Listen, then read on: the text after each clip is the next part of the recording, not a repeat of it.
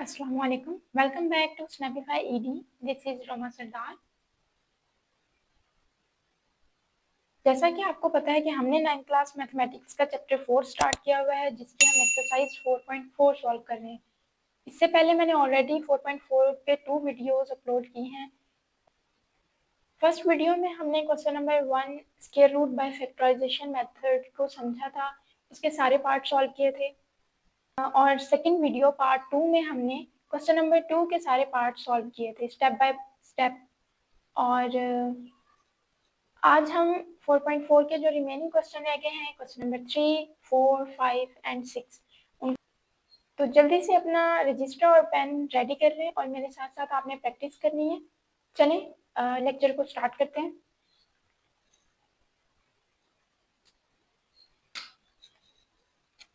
तो question number 3 हमारे पास है an investors return RX in rupees. मतलब कि कोई भी इन्वेस्टर है, उसका जो रिटर्न है, प्रॉफिट है, वो RX है इन रुपीज में after investing X1000 rupees.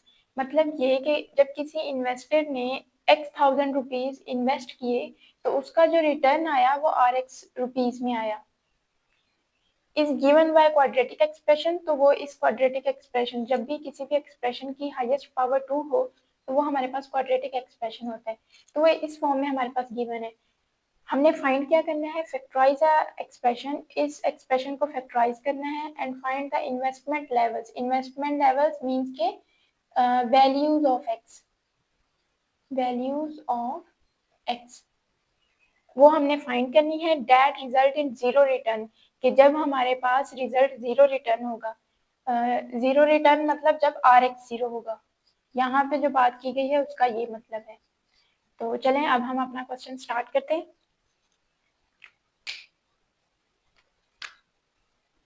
Hope so कि आपको स्टेटमेंट की समझ आ गई होगी, हमारे पास गिवन क्या है और हमने फाइंड क्या करना है। तो चलें क्वेश्चन को स्टार्ट करते हैं।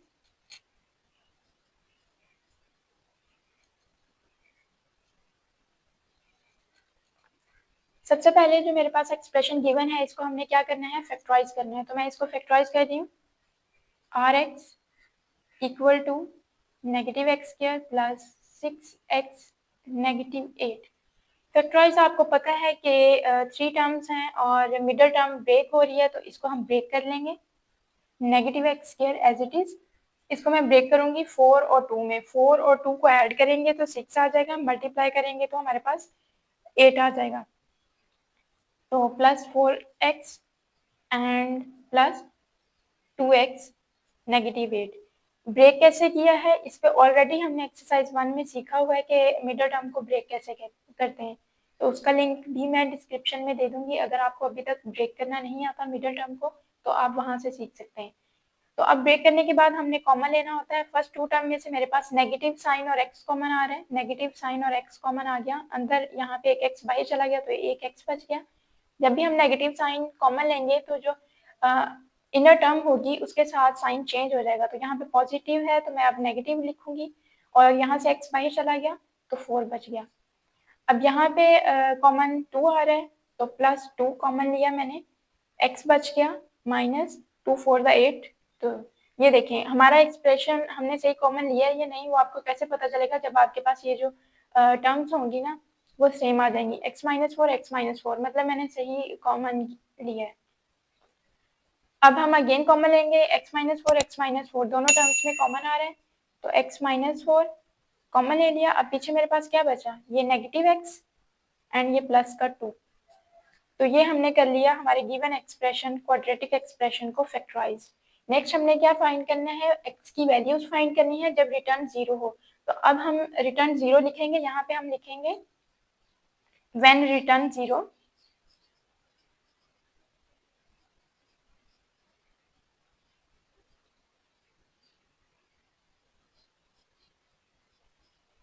When return 0। इसका मतलब है कि हमारे पास RX जो है वो इक्वल टू 0 है।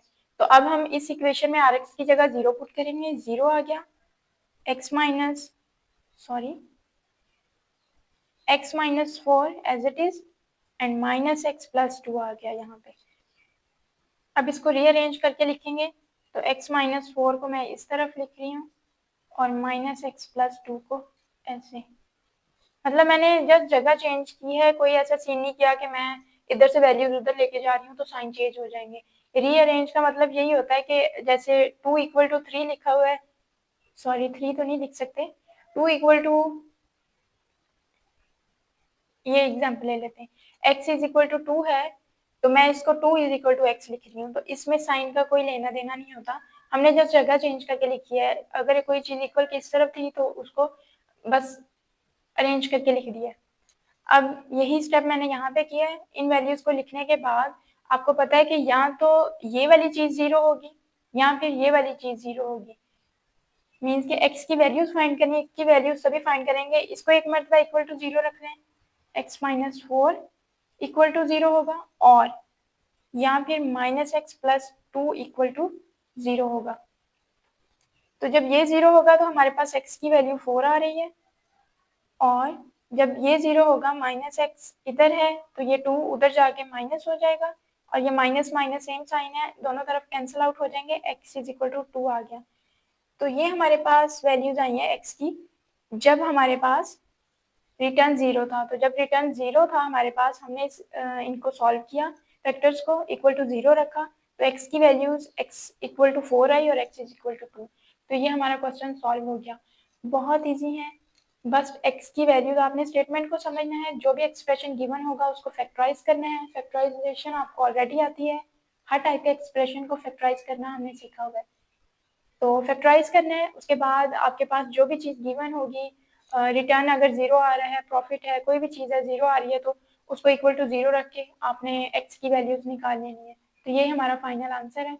चलिए नेक्स्ट क्वेश्चन भी करते हैं।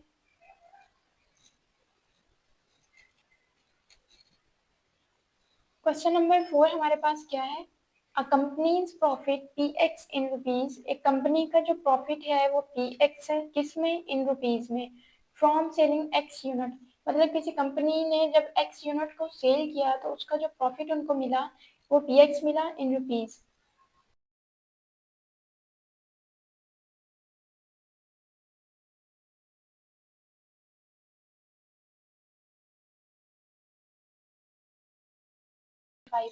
फाइंड क्या करना है, find the break even points. Break even points वो होते हैं कि जहाँ पे कंपनी को ना ही प्रॉफिट हो रहा होता है ना ही लॉस हो रहा होता है।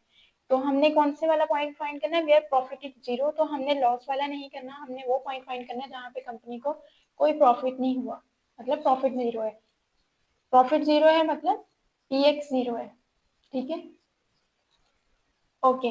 तो अब हम इस एक्सप्रेशन को पहले फैक्टराइज करेंगे, फिर वहां से x की वैल्यूज फाइंड करेंगे, और फिर बताएंगे कि हमारे पास कौन सा पॉइंट है जहाँ पे कंपनी को कोई प्रॉफिट नहीं हो रहा। तो सबसे पहले एक्सप्रेशन लिख लेते हैं,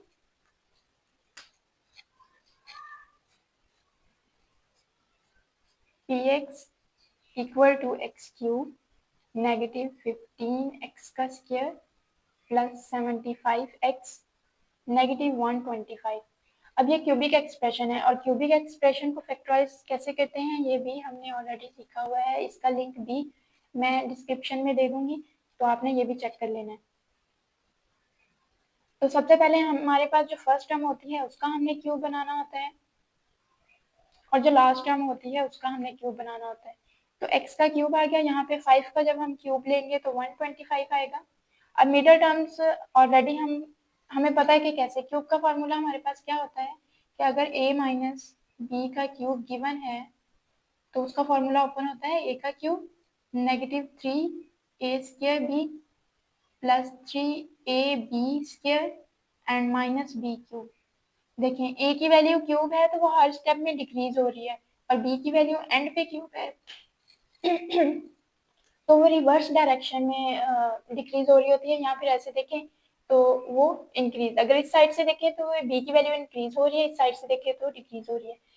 तो यहाँ पे बस, और साइन के वाले से पहले प्लस आएगा, फिर माइनस, फिर प्लस, फिर माइनस, ये इस फॉर्मूले को याद रखने की ट्रिक है। तो ये वाला फॉर्मूला हमने बनाना है ताकि उसकी क्लोज फॉर्म लिखे तो हमारे पास फैक्टर्स आ जाए। तो फर्स्ट टर्म और लास्ट टर्म हमने लिखनी होती है, मिडिल वाली टर्म ऑलरेडी हमारे पास आ जाती है, नेगेटिव साइन आएगा, 3 फॉर्मूले का हमने लिखना है। अब आपको पता है ये हमारा a है, तो a की वैल्यू यहाँ पे क्यूब है तो नेक्स्ट स्टेप में स्केयर हो जाएगी, डिक्रीज हो जाएगी 1 स्टेप, तो स्क्वायर आ गया और b की वैल्यू ऐड हो जाएगी, ये 5 आ गया। अब प्लस है माइनस है तो यहाँ पे क्या आ जाएगा प्लस, फिर से 3 फॉर्मूले का आएगा। अब ये एक्स स्क्वायर है तो इसने एक बार और डिक्रीज हो जाना है, कम हो जाना है एक वैल्यू, तो एक्स आ गया और 5 की वैल्यू जो है वो एक स्टेप इंक्रीज हो जाएगी तो ये स्क्वायर हो जाएगा। उसके बाद ये क्यूब आ गया। तो ये इस फॉर्मूले को याद करने की या बनाने की एक ट्रिक है। उसके बाद ये हमारे पास ओपन फॉर्म है तो क्लोज फॉर्म है, a माइनस बी होल का क्यूब आ जाएगा। a हमारे पास x है और b हमारे पास 5 है, तो x माइनस 5 और ये आ गया होल का क्यूब। ये हमारे पास आ गए इसके फैक्टर्स, इनको ओपन करके लिख लेते हैं। x माइनस 5 की पावर 3 है तो मतलब ये 3 टाइम्स आपस में मल्टीप्लाई हो रहे हैं। पावर का मतलब यही होता है कि वो चीज़ आपस में कितनी बार मल्टीप्लाई हो रही है, x minus 5 and x minus 5। अब उसके बाद हमें कौन सा हमने पॉइंट फाइंड करना है, ब्रेक इवन पॉइंट्स, मतलब एक्स की वैल्यूज फाइंड करनी है जहाँ पे प्रॉफिट 0 है। तो लिखो व्हेन प्रॉफिट इज 0,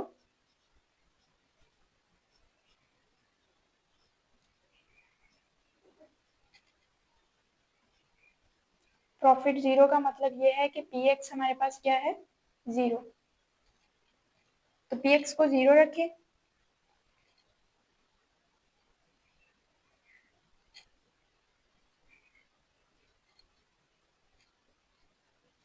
अब देखें ये सारी वैल्यू सेम है तो कोई भी एक उठा ले आंसर तो सेम ही आना है, एक्स की वैल्यू एक ही आएगी।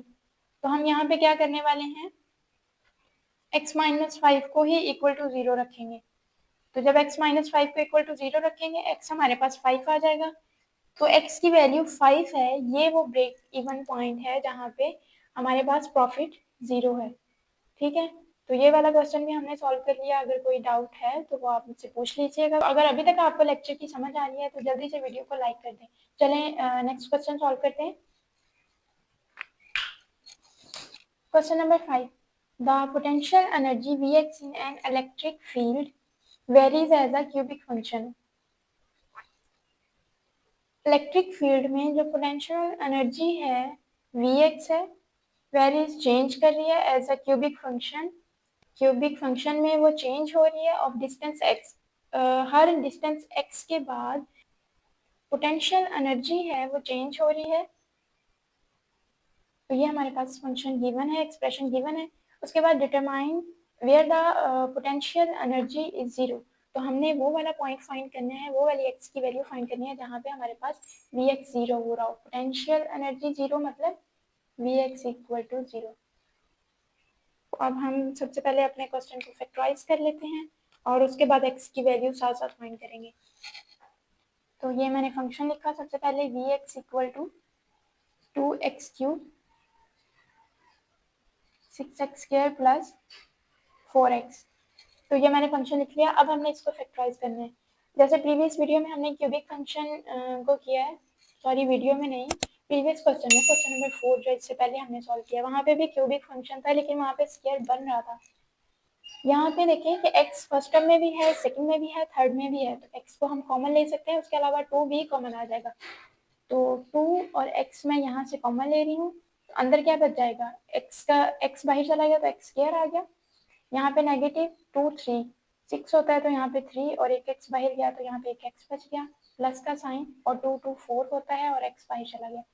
तो हमारे पास कॉमन लेने के बाद ये टर्म बन गई और इस टर्म को फैक्टराइज करना अब इजी हो गया बाय मिडल टर्म ब्रेकिंग। तो 2x आ गया, तो यहाँ पे x स्क्वायर आ गया, negative 2x and negative x, minus minus होगा प्लस, और 2 और ये 1 3x हो गया, और जब मल्टीप्लाई करेंगे तो इनको माइनस माइनस प्लस का 2 आ जाएगा, प्लस 2। अब हम कॉमन ले लेते हैं 2x as it is. First two term में से x कॉमन आ रहा है तो x माइनस 2 बच गया, और सेकेंड टू टर्म में से माइनस 1 कॉमन आ रहा है।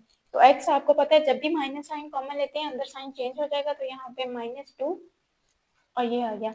अब हम फैक्टर को भी कॉमन ले लेते हैं, 2x बाहर एज इट इज रहेगा, x माइनस 2 आ गया और अंदर क्या बच गया, ये x और ये -1, x माइनस 1 बच गया। तो ये हमने निकाल लिए फैक्टर। टोटल कितने आए हैं 3x, 2x ये वाला भी, और x माइनस 2 और x माइनस 1 वाला। अब हमने क्या करना है कि पोटेंशियल एनर्जी इज 0, तो यहाँ पे लिख दें when potential energy is zero लिख दें, या फिर लिख दें put Vx equal to zero. Mention कर दें तो ज़्यादा बेहतर होगा कि जब पोटेंशियल एनर्जी हमारे पास जीरो थी तो उसके बाद हमारे पास जो अबव इक्वेशन आई है वो क्या आई है कि यहाँ पे जीरो आ जाएगा। अब मैं इसको डायरेक्ट लिख रही हूँ अरेंज करके, 2x x minus to x minus one क्या हो गया, Vx की जगह आप क्या पुट करेंगे, जीरो। तो अब हमने इन सारी टर्म्स में से बताना है कि ऐसी कौन सी वैल्यू है जहाँ पे पोटेंशियल एनर्जी जीरो हो रही है। तो हम इन सबको बारी बारी इक्वल टू जीरो रखेंगे। 2x is equal to zero होगा और x minus two equal to zero होगा, या फिर x minus one equal to zero होगा। तो टू उधर जाके डिवाइड होगा तो x जीरो आ गया, x टू उधर जा इधर माइनस है तो उधर जाके प्लस हो जाएगा, और यहाँ पे x सॉरी वन उधर जाके प्लस हो जाएगा। तो ये x की थ्री डिफरेंट वैल्यूज हैं, 0, 2 एंड 1, जहाँ पे हमारे पास पोटेंशियल एनर्जी जीरो होगी। तो ये क्वेश्चन भी हमारा हो गया। अब क्वेश्चन नंबर 6 करते हैं हम। तो एक्सरसाइज 4.4 हम कर रहे हैं, तो इसका हम लोग अब लास्ट क्वेश्चन करेंगे। लास्ट क्वेश्चन हमारे पास है क्वेश्चन नंबर 6।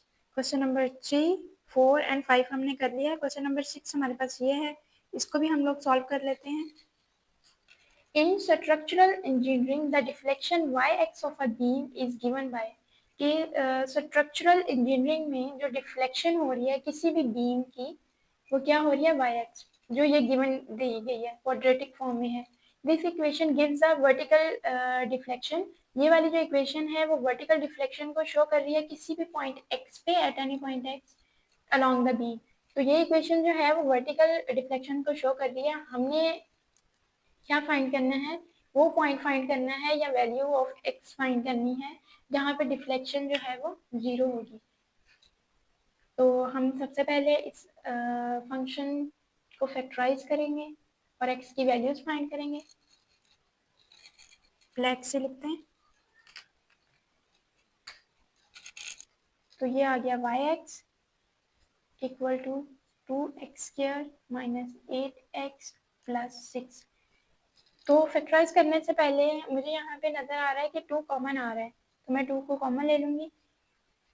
हम तब तक फैक्टराइज नहीं करते जब तक हम उसको सिंप्लीफाई ना कर लें। कोई चीज़ कॉमन आ रही है या कोई चीज़ कट रही है तो सिंप्लीफाई करके ना फिर हम इजीली सॉल्व कर सकते हैं। तो कोशिश किया करें सबसे पहले उस इक्वेशन को स्कैन किया करें, कौन सी चीज़ कॉमन आ रही है, क्या करना है, उसके बाद सिंप्लीफाई करने के बाद उसको सॉल्व किया करिए। तो यहाँ से 2 कॉमन आ रहा है, तो 2 कॉमन लेने के बाद x² बच गया, 4x आ गया और यहाँ पे 3 आ गया। अब देखें ये सिंप्लीफाई हो गया तो मतलब थोड़ी सिंपल फॉर्म बन गई। अब हम इसको फैक्टराइज करेंगे, अगेन मिडल टर्म ब्रेक करेंगे, तो x² है, यहाँ पे आ जाएगा -3x एंड -x, और ये आ गया प्लस का 3। अगेन वही माइनस माइनस होगा, प्लस 4x हो गया और यहाँ पे 3 आ गया। अब 2 ऐसे ही रहेगा, यहाँ से x कॉमन आ रहा है, x माइनस 3 आ गया, और यहाँ से देखिए -1 कॉमन आ रहा है, तो x माइनस कॉमन लिया तो अंदर साइन चेंज हो गया, तो x माइनस 3। अब x माइनस 3 कॉमन आ रहा है, तो x माइनस 3 2 बाहर एज इट इज रहेगा, अंदर x माइनस 3 कॉमन आ गया, और पीछे क्या बचा, x माइनस 1, और ये आ गया x माइनस 1 वाई एक्स। ये हमने उसको फैक्टराइज कर लिया। अब हमने क्या करना है, find the points of zero deflection. Zero deflection, deflection हमें वाई एक्स में गिवन है ना, तो डिफ्लेक्शन जीरो कब होगी, जब Y X equal to zero हो जाएगा। तो लिखो व्हेन फॉर जीरो डिफ्लेक्शन